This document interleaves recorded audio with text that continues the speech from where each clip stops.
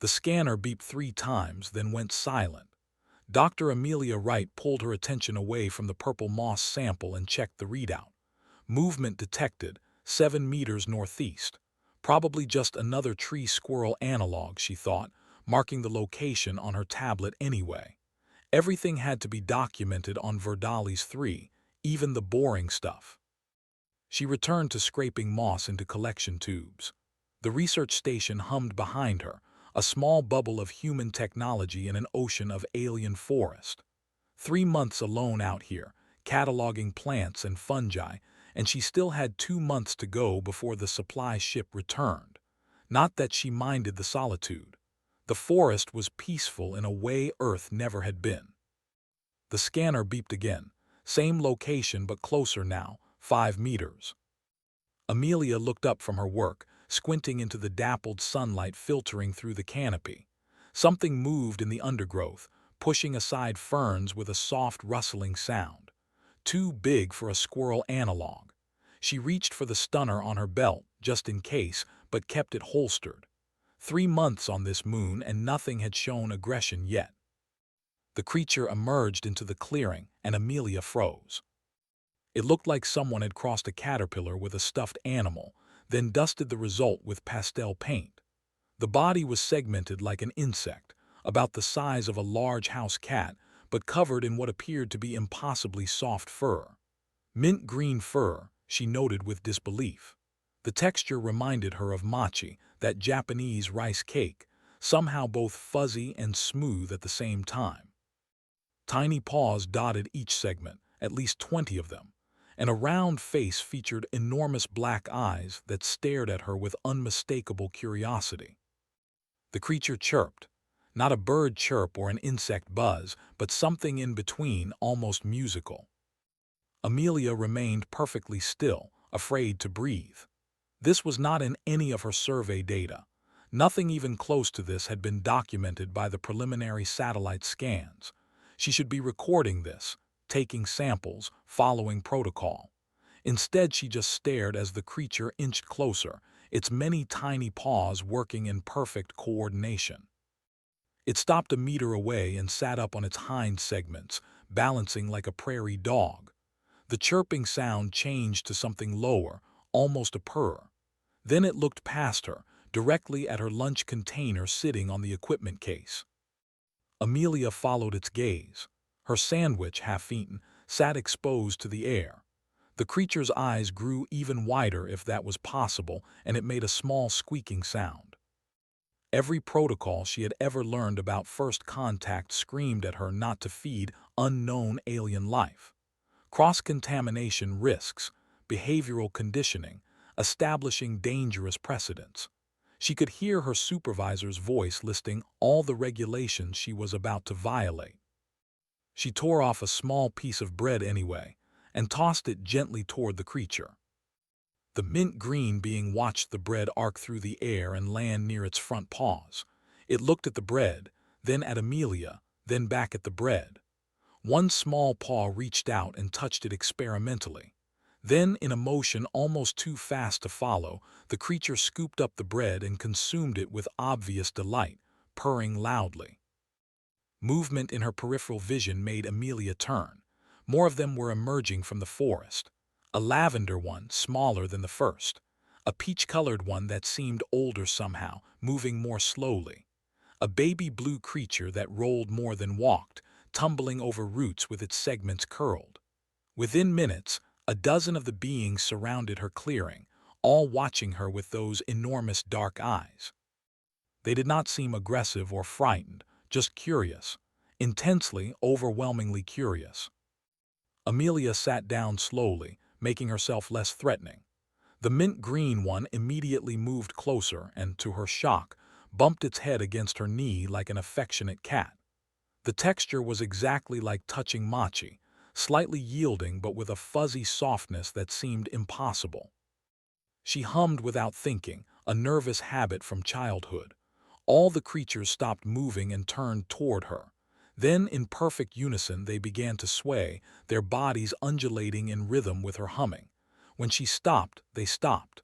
When she started again, they resumed the swaying motion. Intelligent behavior, she noted with growing excitement. Pattern recognition at minimum, possibly more. Her tablet sat on the ground beside her, screen still active. The lavender creature rolled closer, fascinated by the glowing display. It reached out one tiny paw and touched the screen, accidentally opening her music library. Classical piano began playing from the tablet's speakers, a Chopin nocturne she had downloaded months ago. Every creature went absolutely still. Even their fur seemed to stop moving. They stared at the tablet like it was the most important thing in the universe, swaying gently in time with the music. Amelia's communicator crackled to life, making her jump and scattering several of the creatures. Her supervisor's voice came through, tinny but clear. "Write daily check-in, status report." She looked at the creatures, who were slowly returning now that the noise had stopped. The mint green one had climbed onto her lap without her noticing, curled into a spiral of segments and soft fur. How was she supposed to explain this? "I need to report a discovery," she said carefully. "Intelligent life. Multiple specimens. They appear peaceful and are demonstrating complex behavioral patterns." Silence on the other end, longer than the light-speed delay could account for. "Define intelligent life, right? We talking tool use, language." Amelia watched as two of the creatures worked together to drag her empty water bottle toward their group, apparently fascinated by the way light refracted through the plastic. "I am not sure yet," she admitted, "but they respond to music, show coordinated group behavior, and display what appears to be aesthetic appreciation. They are definitely more than simple animals." "Do not make contact beyond observation. I am flagging this for the survey board. Keep your distance and document everything. Understood?" "Understood," Amelia lied, looking down at the creature currently using her leg as a pillow. As dusk fell over the forest, the beings showed no sign of leaving. They gathered in a loose pile near her habitat module, curling together in a mass of pastel colors and soft chirping sounds. The mint green one refused to leave her side, following her right to the door and making sad squeaking noises when she went inside alone. Amelia sat at her desk, looking out the window at the pile of sleeping creatures. Tomorrow she would maintain proper scientific distance. Tomorrow she would follow all the protocols. But tonight, she pulled up every xenobiology text she had downloaded and started reading about first contact procedures, because something told her this was about to become much bigger than a simple survey mission. 3 days had changed everything Amelia thought she knew about alien intelligence. The creatures, which she had taken to calling Mochicats in her private notes, demonstrated abilities that made her question every assumption about sapience. They built things, not nests or simple shelters, but structures that seemed to serve no practical purpose except beauty. Woven branches formed spirals and geometric patterns that caught the morning light. Flowers were arranged in complex mandalas that shifted daily. When she sketched a simple triangle in the dirt, a group of 5 Mochicats spent an hour recreating it using small stones, each one placed with deliberate care. The mint green one, which followed her everywhere now, showed particular interest in her tablet. It would stare at photographs for minutes at a time, its fur shifting through subtle shades as if expressing emotion. When she played music, all of them would gather and sway, but their movements were not random. They moved in patterns, different groups responding to different instruments, creating a dance that felt choreographed despite being spontaneous. The survey ship arrived on the 4th day, dropping from orbit with the kind of aggressive thrust that said military, not science. Amelia watched from her habitat module as the Vanguard settled onto the cleared landing zone half a kilometer away, its bulk making her research station look like a child's toy. Commander Patricia Hayes emerged wearing full tactical gear, flanked by 6 soldiers carrying enough weapons to fight a small war. Amelia felt her stomach tighten. This was not the gentle first contact team she had hoped for. "Dr. Wright," Hayes said, not quite making it sound like a greeting, "where are the aliens?" In the forest, Amelia said carefully, they are peaceful. There is no need for weapons. We will determine what is needed. Show us. The Mochicats had retreated when the ship landed, the noise and vibration sending them deeper into the trees. Amelia led the team along the forest path, very aware of the rifles and scanners pointed at every shadow. Hayes walked like someone expecting ambush at any moment. They found the clearing where the structures stood, empty now except for the art installations and a few scattered flowers. Hayes circled the space, studying everything with the kind of attention that missed nothing. Intelligence confirmed, she said into her communicator. Evidence of tool use and aesthetic construction, proceeding with translation protocols. Two soldiers began unpacking equipment, setting up what looked like audio sensors and scanning arrays. They were searching for language, Amelia realized.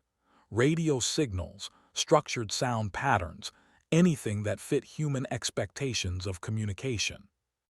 You will not find anything that way, Amelia said.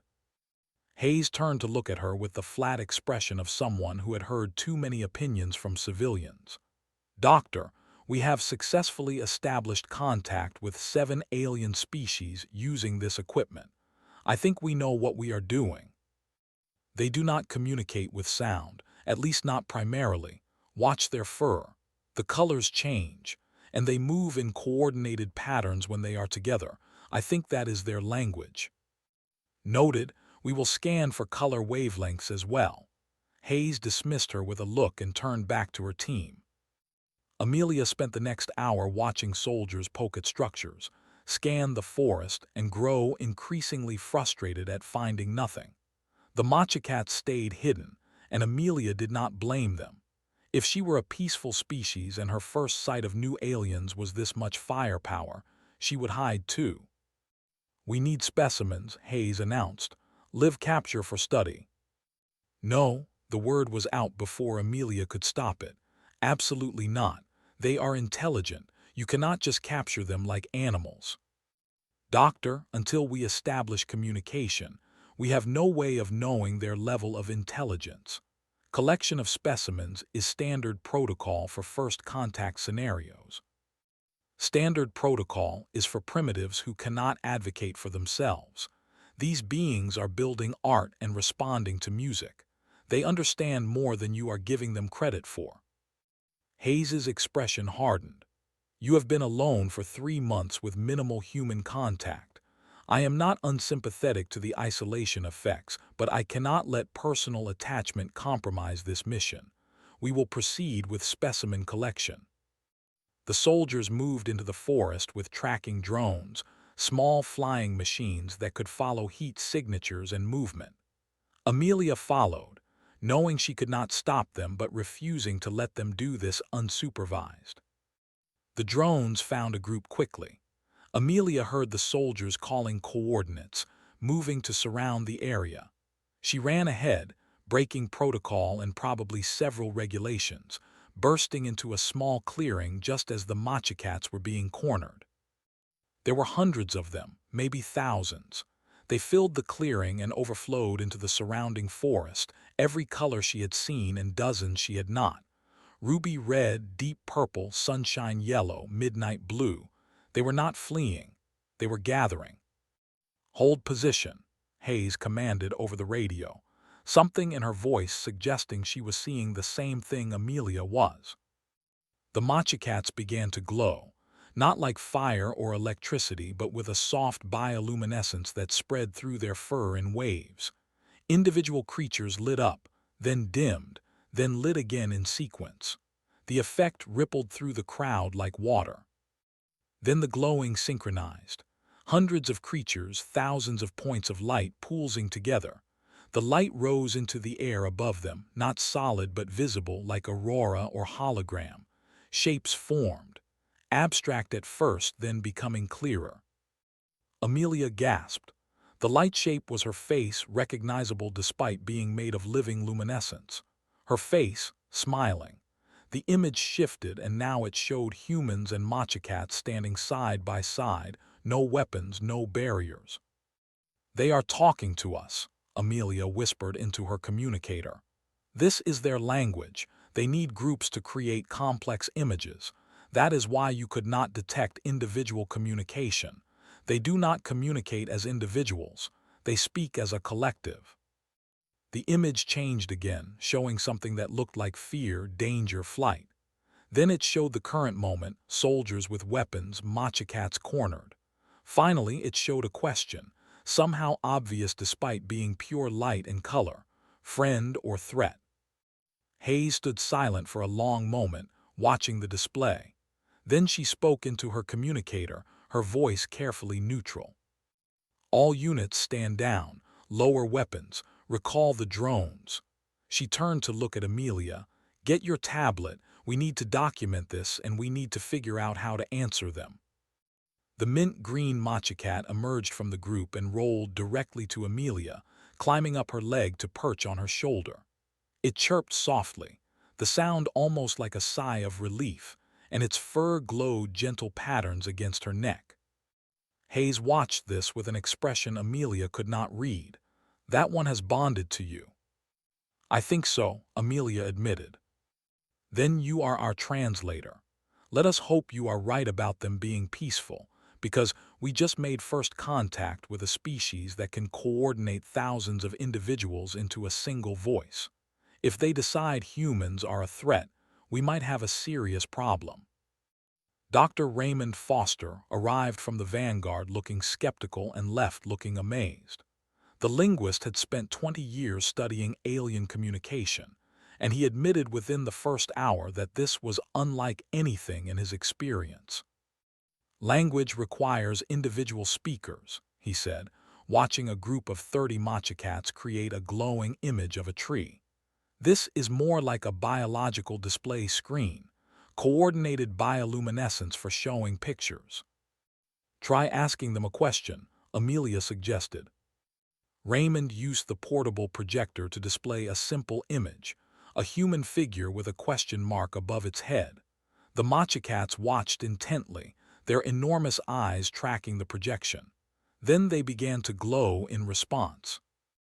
The light painting they created showed the same human figure, but now surrounded by multiple Mochicat figures, all connected by flowing lines.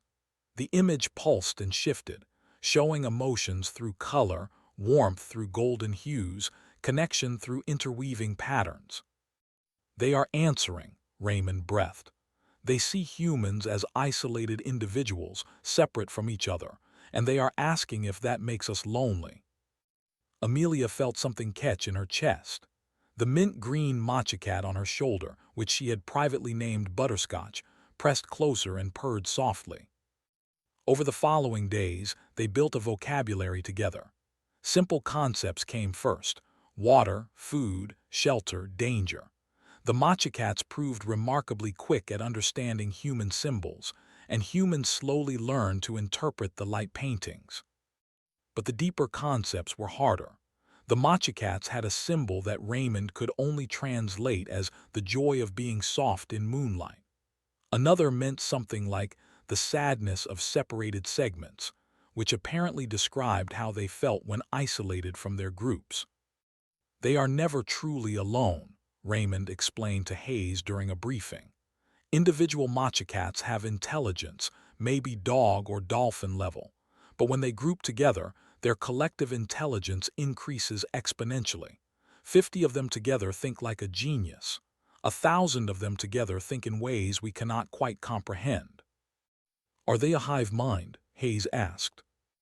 "No, they maintain individual identity, but they share thoughts somehow, through touch or pheromones or something we have not detected yet. When they create these light paintings, they are literally thinking as one organism." "And what do they think of humans?" Raymond glanced at Amelia before answering. "They think we are tragically lonely, locked in separate bodies, unable to truly share our thoughts. But they are also fascinated by our ability to act independently. It is like we are two opposite extremes. They have perfect unity but limited individual capability. We have perfect independence but limited unity." The Mochicats led them deeper into the forest on the 7th day, to a place Amelia had not yet explored. The trees grew thicker here, older, their trunks wider than houses, and growing among them were structures that made her stop and stare. They were not buildings in any sense she recognized, more like living architecture, formed from shaped plants and fungi that had been encouraged to grow in specific patterns over what must have been generations. Walls breathed, floors rippled with bioluminescent moss, ceilings dripped with flowering vines that released sweet scents in response to movement. "This is a city," Hayes said quietly. "A city we flew right over and never noticed because it looks like natural forest from above." Thousands of Mochicats moved through the organic streets, going about their lives. Young ones played games that involved rolling and tumbling. Adults tended gardens of impossible flowers. Elders, distinguished by more vivid colors and slower movements, gathered in groups and created light paintings that seemed to be stories or histories. Raymond set up his translation equipment in what seemed to be a central plaza, a circular space where the canopy opened to let in sunlight. A group of the elders approached, their colors rich and deep, emerald green, royal purple, deep crimson. They were larger than the others, and when they began to glow, the light was almost overwhelming in its complexity. Amelia watched the images form, struggling to understand. Raymond worked frantically at his computer, trying to parse the visual language. Finally, he looked up with a pale face. "They are showing us their history. Centuries ago, another species came to this world. They looked like machines, moved like machines. They tried to harvest the Mochicats for their biological properties. The Mochi texture fur can be processed into some kind of universal medical gel." The light painting shifted, showing Mochicats fleeing into deep forests, hiding in caves, their numbers dwindling. It showed fear and death and a long period of living in darkness. "They have been hiding from space-faring species ever since," Raymond continued. "Living in these forests, using natural camouflage, avoiding all contact, until Amelia arrived and was kind to them. They chose to reveal themselves because they hoped humans might be different." The elders created another image, a question. Ships in orbit, humans with weapons, the choice between trust and hiding forever. They were asking humanity to prove they were different from the machine harvesters. Before Hayes could respond, the long-range sensors began screaming alerts. The soldier monitoring them looked up with wide eyes. "Commander, we have incoming vessels. 5 ships, unknown configuration, approaching at high speed." Hayes ran to check the readings herself. "Match them against the historical data the Mochicats just showed us. Are these the same machines?" The soldier worked for 30 seconds that felt like an hour. Then he nodded. 87% probability match. These are the harvesters and they are heading straight for us." The elder Mochicats began to glow in what Amelia now recognized as alarm, spreading through the crowd like panic. Young ones were gathered up by adults, preparation for flight obvious even without translation. Hayes grabbed her communicator. "All personnel, battle stations. Get our ships ready. We need evacuation protocols for civilian scientists." "What about them?" Amelia pointed at the thousands of Mochicats beginning to flee into the deeper forest. "We are a survey ship, right? We have minimal weapons. Against 5 harvester vessels, we would last maybe 10 minutes. The smart move is evacuation.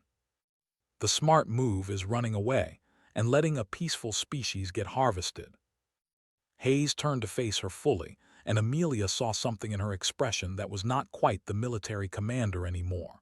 "I did not say we were taking the smart move. I said that is what the regulations would tell us to do." She raised her voice to address her soldiers. "Everyone who wants to evacuate has my permission. Anyone who wants to stay and fight has my gratitude. I am staying. This is where we decide what kind of species humanity wants to be in this galaxy." Butterscotch pressed tighter against Amelia's neck, glowing in patterns that needed no translation: fear, gratitude, determination. Around the plaza, humans and Mochicats looked at each other, two species facing the same question. Run or fight? Safety or sacrifice? The soldiers looked at each other. Then, one by one, they began checking their weapons and preparing defensive positions. Not because of orders or duty, but because sometimes the right thing to do was obvious, even when it was dangerous. The harvester ships were not beautiful. They were not elegant. They were efficient in the way that meat grinders were efficient, all function and no soul. Three massive vessels hung in orbit like metal tumors, already deploying smaller craft toward the surface. Hayes gathered everyone in the research station, which suddenly felt very small. 15 soldiers from the vanguard, 5 scientists including Amelia and Raymond, and Commander Hayes herself. 21 humans total to defend an entire species. The harvesters do not negotiate, Hayes explained, pulling up tactical displays.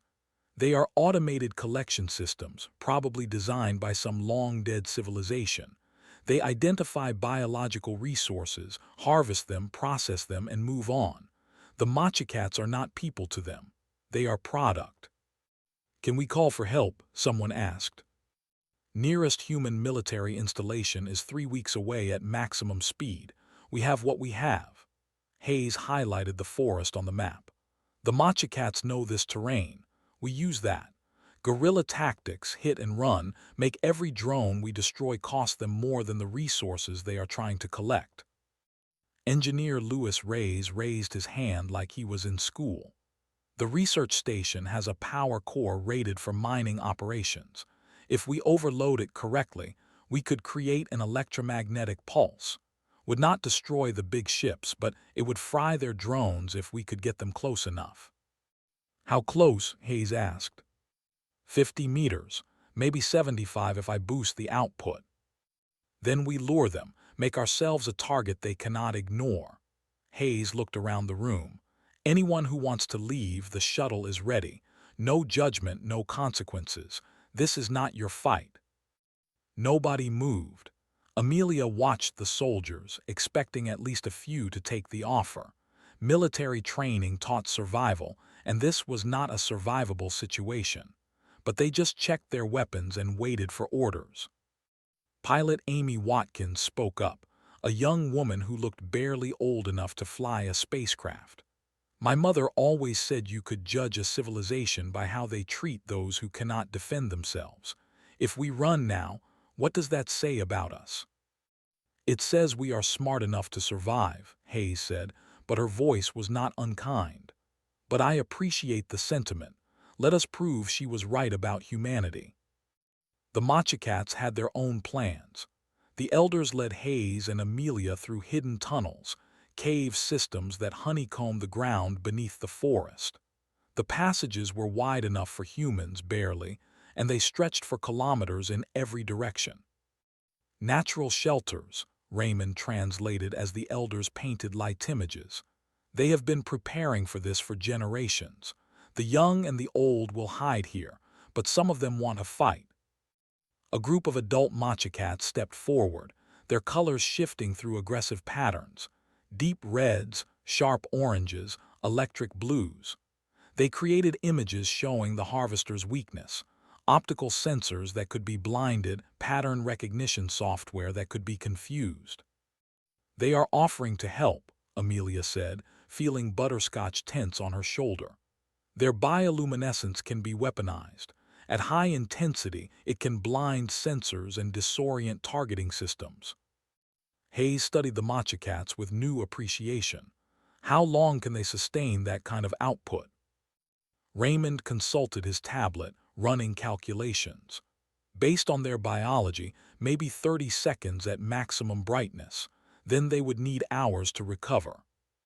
30 seconds, Hayes nodded slowly. We can work with 30 seconds. If they give us that opening when the drones mass together, Lewis can trigger the EMP.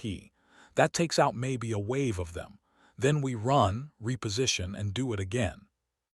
The first wave hit just after dusk. Collection drones descended from the harvester ships like metal locusts, hundreds of them, each armed with capture fields and organic scanners. They spread through the forest in search patterns, efficient and emotionless. Hayes had positioned her soldiers in 3 teams, each with Mochicat support. When the drones swept through their sector, the Mochicats unleashed their light attack. The effect was spectacular, a flash of bioluminescence so bright it whited out the drone's visual sensors. The machines paused, recalibrating, giving the soldiers precious seconds to open fire. Plasma bolts tore through the disoriented drones. Metal screamed and fell, but for every one destroyed, 2 more appeared to replace it. "Fall back to position 2, Hayes commanded over the radio. "Lewis, how long until the EMP is ready?" 10 minutes. Get them clustered near the research station." The teams retreated through the forest, leading the drones on a chase. The machines followed, drawn by heat signatures and movement. More Mochicats emerged from hiding to provide cover, their coordinated light bursts buying precious seconds for human soldiers to reposition and fire. Amelia ran with her group, Butterscotch clinging to her shoulder and glowing directions through the darkness. The little Mochicat had refused to hide with the others, insisting on staying close. Now he chirped warnings whenever drones approached, his senses far sharper than any human equipment. They reached the research station with a swarm of drones close behind. Lewis stood at the power core controls, waiting. Hayes counted drones on her tactical display. 43, 47, 52. "Now," she shouted. Lewis triggered the overload. The power core screamed and released its energy in an invisible wave. Every drone within 70 meters dropped from the sky, their systems fried by the electromagnetic pulse. The research station went dark, sacrificed to take down a fraction of the enemy force. "That bought us maybe an hour," Hayes said, breathing hard. "They will adapt. Send the next wave with EMP shielding." The radio crackled with unexpected noise, a new voice cutting through the tactical chatter. "Unidentified human forces, this is Captain David Park of the freight hauler Destiny's Promise. We picked up your distress beacon. What is your situation?" Hayes closed her eyes for just a moment, something that might have been relief or might have been regret flickering across her face. "Captain Park, we are engaged with hostile automated forces. Harvester-class ships, 3 of them, conducting illegal collection operations on a populated world. We are significantly outgunned and outnumbered." Populated world. I thought Verdali's 3 was listed as uninhabited. It was listed wrong. The native species is peaceful, intelligent, and under attack. We are defending them. Silence on the other end, long enough that Amelia thought they had lost the connection. Then Captain Park spoke again, his voice different now. "Destiny's Promise is a freight hauler, Commander. We are not a warship, but my hold is full of mining equipment, including some very large explosive charges. Give me coordinates for those harvester ships. Let us see if we can make them reconsider their business model." Hayes allowed herself a small smile. "Coordinates transmitted, Captain, and thank you." "Thank me if we survive." Park out. Above them, visible through breaks in the canopy, new lights appeared in orbit. A civilian freighter moving to engage 3 military-grade harvest vessels. It was stupid and brave and probably suicidal, and it was the most human thing Amelia had ever witnessed. Butterscotch glowed soft green against her shoulder, creating an image just for her. Hope. The second wave came with shielding against electromagnetic pulses, exactly as Hayes predicted. The drones swept through the forest like patient predators, their sensors upgraded, their tactics adjusted. They no longer clustered. They spread out, making them harder to target, harder to destroy in groups. Hayes split her forces further, each soldier working with small teams of Mochicats. The creatures proved remarkably good at guerrilla warfare for a species that had never fought before. They knew every hollow tree, every hidden ravine, every place where the forest was thickest. They led drones into dead ends and ambush points where human weapons waited. But it was not enough. The harvesters had thousands of drones and apparently unlimited patience. For every machine destroyed, two more descended from the orbiting ships. The humans and Mochicats were winning individual battles but losing the war through simple attrition. "We need a different approach," Raymond said during a brief respite. He was huddled in a cave entrance with Amelia, Hayes, and a dozen Mochicats. His fingers flew over his tablet, analyzing data. The harvesters are automated, but they have to be receiving instructions from somewhere. A central control system. "The ships themselves," Hayes said, "but we have no way to reach them. The Vanguard is holding position in orbit, but against 3 harvester vessels, we would be debris in under a minute." Amelia watched the Mochicats, who were creating light paintings for each other. Comfort images, she realized. Memories of peaceful times, shared among those who were afraid. They were trying to maintain hope through the collective sharing of better days.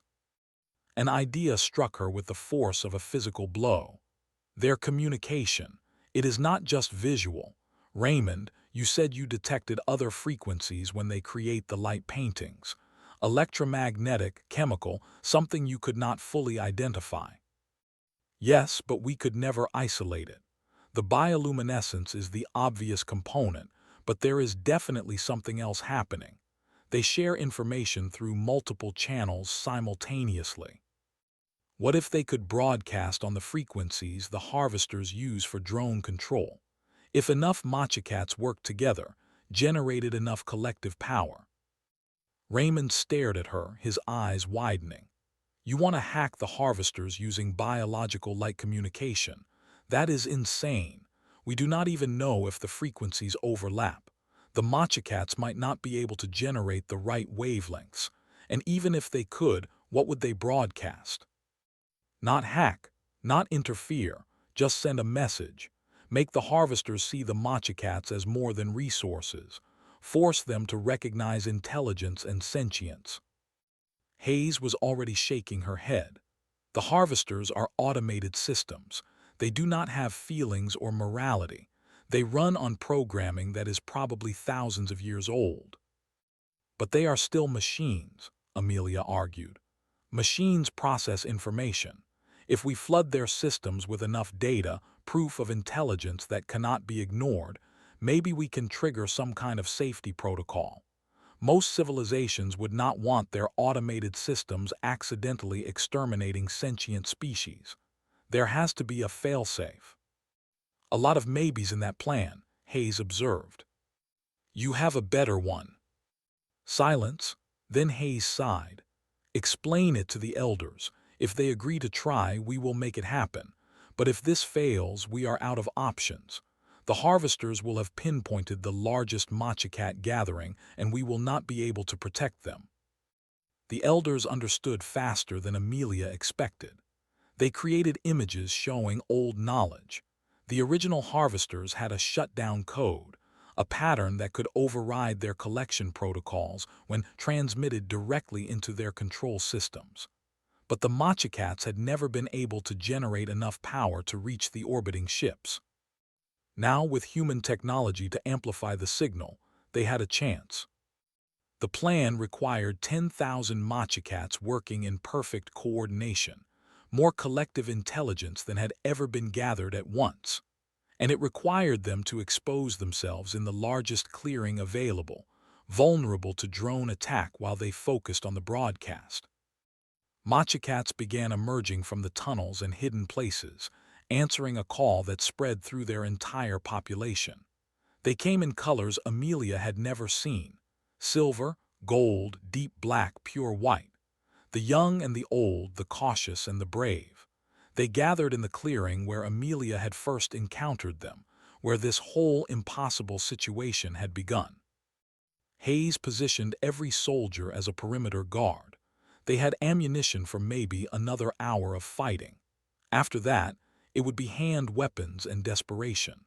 The vanguard moved into position overhead, ready to provide covering fire despite the terrible odds. Captain Park's voice crackled over the radio, strained and exhausted. "We just dropped our third load of mining charges on these metal monsters. I think we annoyed them. They are returning fire. My shields are at 20%. How much longer do you need? 5 minutes, Hayes said. Can you last that long? We will sure try, Park out. The Mochicats began to glow. It started with just a few, then spread through the thousands like wildfire.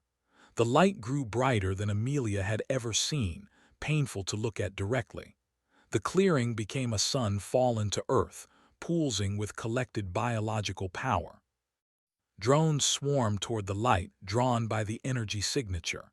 Hayes's soldiers opened fire, creating a wall of plasma bolts that tore through the approaching machines, but more kept coming, always more. Butterscotch refused to join the collective. He stayed with Amelia, pressed against her neck, sharing fear and determination through the contact. She could feel his small heart racing, matching her own panicked rhythm. The broadcast began. Amelia could not see it directly, but Raymond's equipment registered the transmission, a flood of electromagnetic radiation carrying images, emotions, memories. The entire history and culture of the Mochicat species, compressed and broadcast directly into the Harvester Control Network. Proof of intelligence, proof of sentience, a plea for recognition as living beings worthy of protection. For 10 seconds, nothing changed. The drones kept attacking. The harvesters kept coordinating. The light kept building, the Mochicats straining to maintain the broadcast. Then every drone froze in midair. Simultaneously, thousands of machines stopped moving, hovering in place like someone had pressed a pause button on the entire battle. In orbit, the 3 harvester ships stopped firing at Captain Park's damaged freighter. They stopped deploying new drones. They stopped everything, systems locked in what looked like a massive processing error. The Mochicats maintained the broadcast for another 5 seconds, then collapsed from exhaustion, their light fading to gentle glows scattered across the clearing. They had given everything they had, and now they could only wait to see if it was enough. Hayes lowered her weapon slowly, staring at the frozen drones. Did it work? Raymond checked his equipment with shaking hands. The harvesters are transmitting a new signal. Planetary designation updated, protected sentient species, collection protocols overridden, retreat authorized. He looked up, disbelief clear on his face. They are leaving. The failsafe worked. We actually stopped them. Above them, the 3 harvester ships began to move, pulling away from Verdali's 3 in synchronized formation. Captain Park's voice came through, exhausted and incredulous. They are running. Whatever you did down there, it worked. They are running away. The memorial garden grew in the place where the battle had ended. Mochicats shaped it over 3 weeks, working in that patient way they had, encouraging plants to grow in specific patterns. Flowers bloomed in arrangements that, when viewed from above, formed the faces of the 23 humans who had died defending Verdali's 3. Amelia visited every evening. She would sit on a moss-covered stone and look at the faces made of living color, remembering names. Louis Reyes, who had sacrificed the research station to give them a fighting chance. Amy Watkins, whose fighter had taken a direct hit while covering the evacuation of wounded Mochicats. Commander Hayes, who had manually piloted the damaged Vanguard into a collision course with a harvester vessel, crippling it just long enough for Captain Park to land the final blow. Butterscotch never left her side during these visits. He would curl in her lap and glow soft patterns that needed no translation. Remembrance, gratitude, sadness for those who fell. They saved us, Raymond said, sitting down beside her one evening. He looked older now, worn by the weight of what they had witnessed.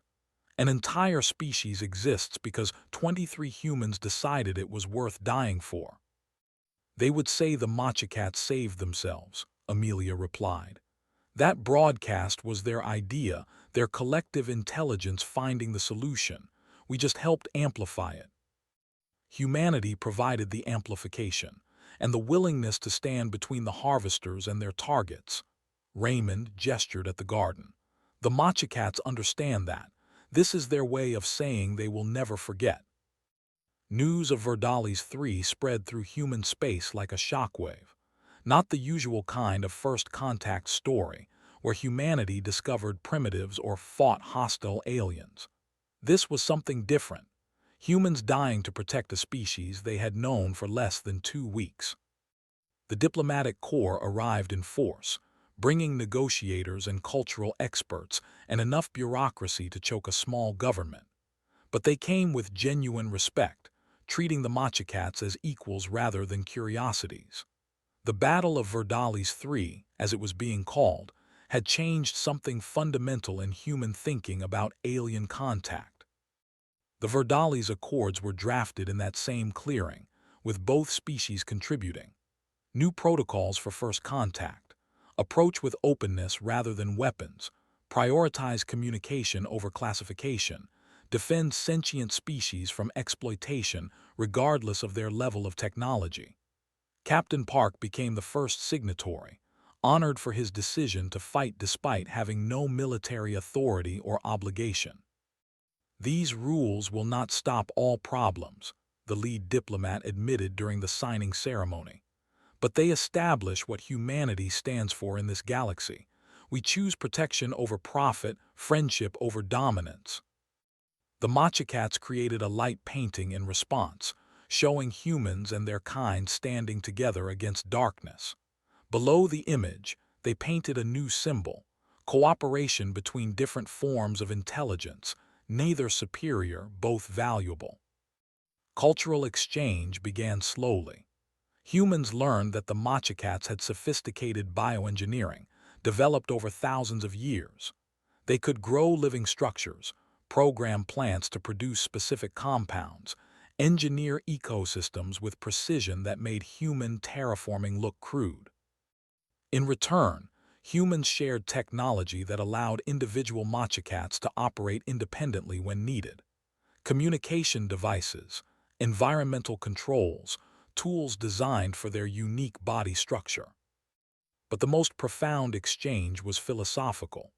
Mochicats taught humans about collective consciousness, how individuals could maintain identity while sharing thoughts and emotions.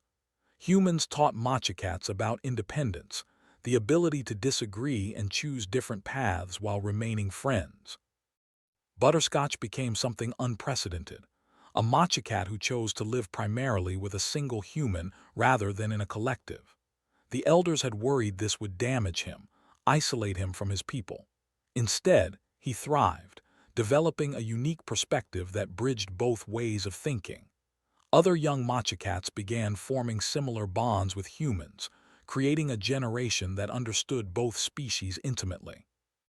6 months after first contact, Amelia stood in the rebuilt research station, looking at data that made her smile. Verdali's 3 had become a symbol throughout the galaxy. Other species were reaching out to humanity, curious about these strange beings who valued compassion over conquest. Some were friendly, others cautious, but all wanted to understand what drove humans to make such choices.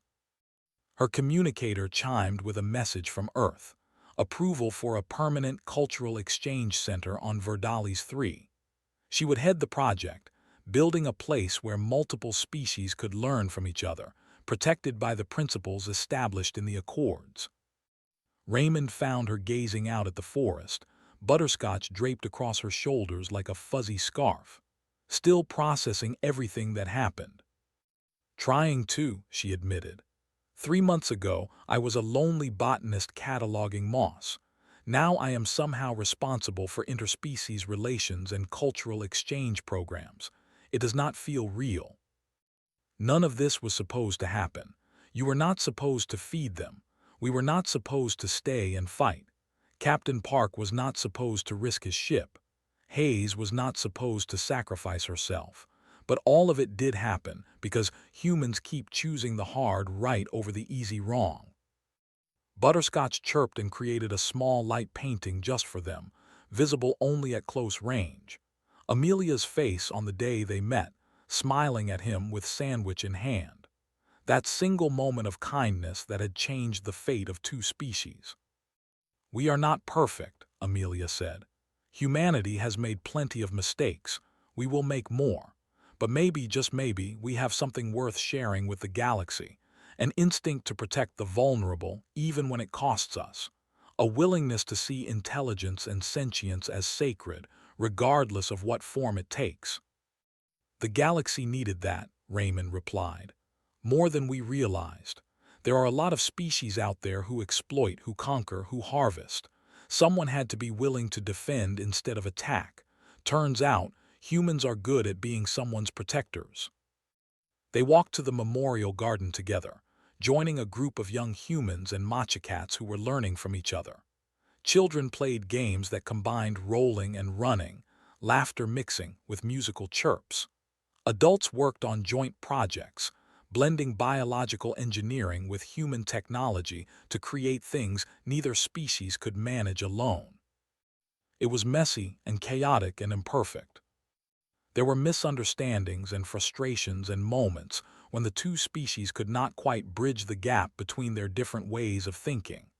But there was also genuine friendship, respect, and something that looked surprisingly like hope. Amelia thought about those first moments in the clearing, when a curious mint-green creature had rolled up to a lonely human and looked at her with enormous trusting eyes. Neither of them had known they were starting something that would change the galaxy. They just knew that kindness deserved kindness, and friendship was worth the risk. The memorial flowers glowed in the evening light, remembering those who fell. Above them, the sky showed stars where other species watched and wondered about humanity. Some would become friends, others would remain cautious, and some would eventually challenge the Verdali's accords and the philosophy they represented. But for now, on this forest moon orbiting a distant star, two species sat together in peace, learning what it meant to truly see each other as equals. And in the vast complexity of the galaxy, that simple achievement felt like the most human thing Amelia had ever been part of. Butterscotch glowed soft patterns against her shoulder, and she hummed in response, their private communication bridging the impossible distance between a species of perfect unity and a species of perfect independence. Different but together. Strange but friends. Not the typical story of humanity reaching for the stars. Better.